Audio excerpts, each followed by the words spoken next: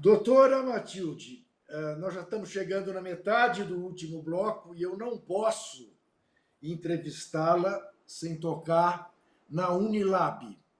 Eu gostaria muito que a senhora falasse um pouco para o público da TVT sobre o que é a Universidade da Integração Internacional da Lusofonia Afro-Brasileira. Pois é, Juca, a Unilab, ela existe há 11 anos, completou 11 anos agora, e eu estou lá há 7. Devo dizer que escolhi estar lá. Eu fiz concurso público, como todo e qualquer professor, professora que está na Unilab, mas fiz com a intenção de passar.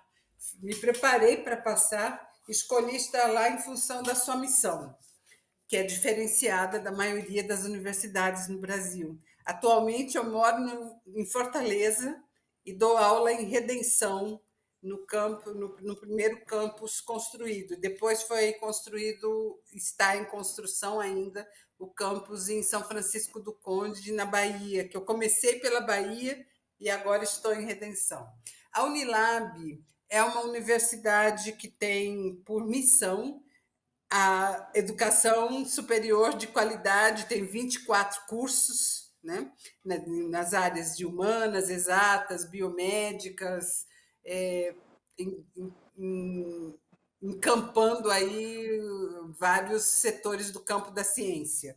Mas, além da educação pública e de qualidade, ela tem a missão que é receber alunos africanos dos países de língua portuguesa, que são Angola, Cabo Verde, Guiné-Bissau, Moçambique e São Tomé e Príncipe. Também tem, além da África, tem Timor-Leste, na Ásia, e tem também núcleos de língua portuguesa na Índia, na China, enfim, mesmo Portugal, né? São 8 os países até que têm como língua oficial o português. Então, mas a maior intensidade, a maior densidade que nós recebemos são dos africanos. O investimento maior é voltado para o continente africano. Juca, esses jovens, assim como os nossos jovens brasileiros, eles são selecionados pelo recorte de renda, né? Então, vem para cá os jovens pobres, vem maioria rapazes, uma menor quantidade de meninas, de moças, e além dessa vinculação com o continente africano, tem também, como está no seu nascedouro, a necessidade de trabalhar as questões culturais e políticas do ponto de vista racial brasileiro, né?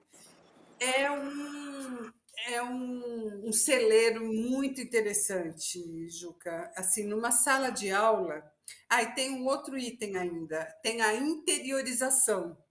Tanto na Bahia quanto no Ceará, a universidade está a 2 horas da capital. Aqui, para nós, nos grandes centros, hoje eu estou em São Paulo, né? Minha família é daqui, eu sou daqui.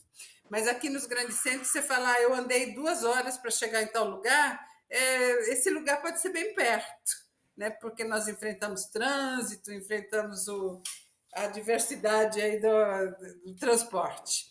Mas lá não, no interior, 2 horas faz uma diferença incrível. Então, numa sala de aula, você tem quilombolas, indígenas, trabalhadores rurais, filhos de trabalhadores rurais, trabalhadores desqualificados, que, em geral, os brasileiros, uma boa parte já tem mais idade, né? Entrou na universidade mais tarde, e os africanos desses países que eu mencionei, tem os de Timor-Leste, que já estiveram em outros tempos, hoje estão em número menor. Então, a sala de aula, Juca, é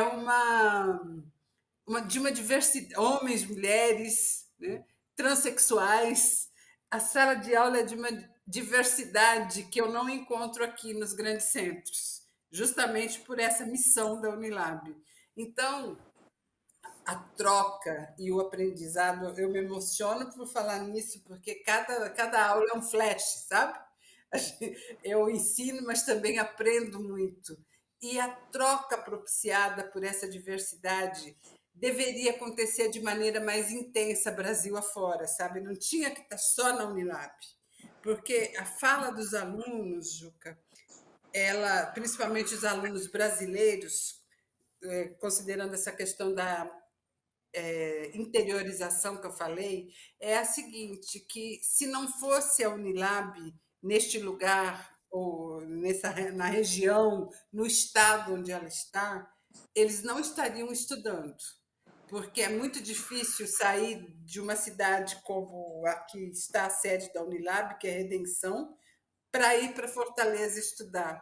Nós, professores que vamos dar aula na Unilab, nós temos uma vida que é assim: nós damos aula à noite, então eu vou de ônibus, transporte comum, mas para voltar para Fortaleza eu dependo de carona, porque não tem transporte para voltar. Então, se a minha vida é assim, imagine a vida de imensidões de alunos, né? E Então, quem é que mantém a Unilab, doutora? ela é federal. Quem mantém é o governo federal, né? E justamente por isso ela está em crise, né? Isso que eu ia perguntar. Porque Sim. pela visão do governo atual, ações afirmativas como esta, que é trazer, né, o pagamento da dívida histórica com a África, é trazer os africanos em condição de cidadãos, né? E também promover a cidadania para os jovens brasileiros nessa diversidade que eu falei. Isso não está no escopo do atual governo federal. Então, nós professores e gestores da Unilab, na sua grande maioria, lutamos para a manutenção dessa universidade e para a conexão com as outras áreas da política pública inclusiva no país, né? Então, agora, nessa pandemia, por exemplo, é muito preocupante a situação dos estudantes, sobretudo dos estudantes estrangeiros, em sua maioria africanos, porque eles ficaram à deriva, né? Sem família, sem a universidade, que é o espaço de socialização primeiro para eles, sem o restaurante universitário. É complicado pensar a situação de vulnerabilidade que esses alunos estão passando na pandemia.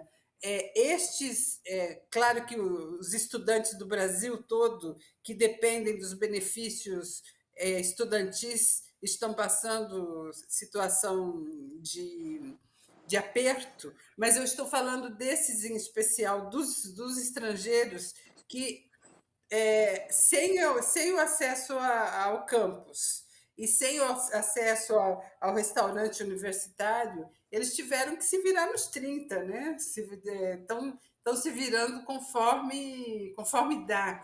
Então, assim, a volta às aulas, depois desse processo longo de recesso e de isolamento social, torna-se muito importante. E essa universidade, ela tem que ser fortalecida, tem que ser garantida como necessária para o Brasil e para esse pagamento de dívida histórica que ela representa.